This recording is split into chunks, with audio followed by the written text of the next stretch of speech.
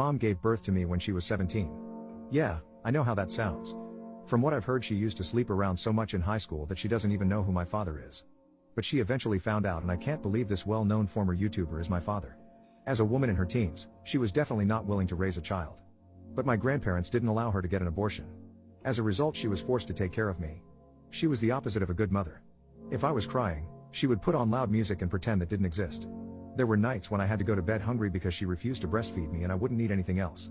Thankfully, my grandparents noticed this and took me under their care. My mother was happy to stay away from me and went back to her type of lifestyle. She moved out into a dorm to prepare for college. My grandmother took proper care of me at home, and my grandfather would take me to the park often. He had a surgery done on his hip, so he wasn't able to move that much, but always made sure to play with me. I consider them my real parents and will always be grateful to them.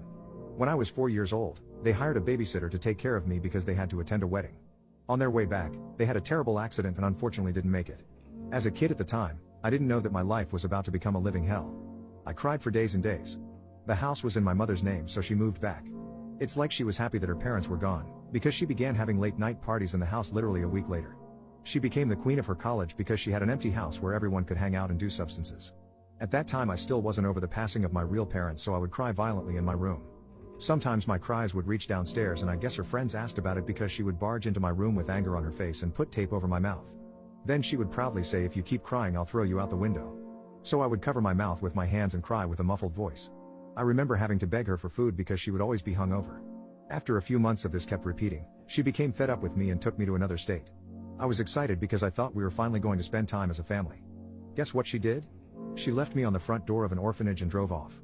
Little did she know that would be the start of her downfall. I thought I got left on the door of an orphanage, but it turns out some big African American man was taking care of me now. He gave me a cupcake and he was very nice. He introduced himself as EDP 445. He told me he was going to help me get revenge on my mom by starting a